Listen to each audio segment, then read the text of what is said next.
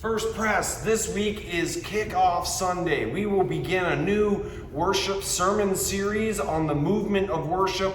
We'll also kick off our fall program year. It's one of my favorite Sundays in the year because I always convince myself that all of you are going to come to worship to reconnect with the fabric of this community, to find ways to connect deeper in Bible study, in fellowship, and in mission, and to enjoy wonderful worship together as we welcome back the Chancel Choir and the Bell Choir into our worship life. This Sunday, we're going to start a sermon series, and we're going to be moving through the movements of worship. So we'll start with gathering, because that's what we're doing. We're gathering again after being sort of spread out over the summer. And I hope that you come to join us in that gathering.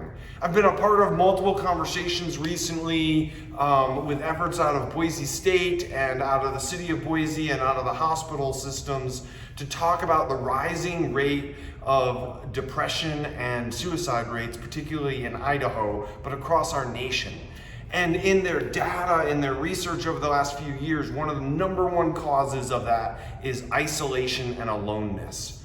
And it's hard for us to imagine that because we have so many communication methods that were never available to us before, but many of them further our isolation rather than correct against it.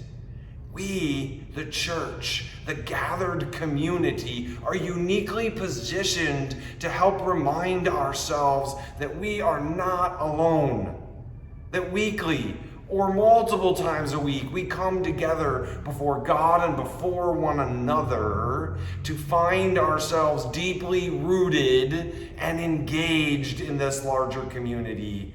Come Sunday, gather with us and remember the blessing of what it is to know that you are not alone.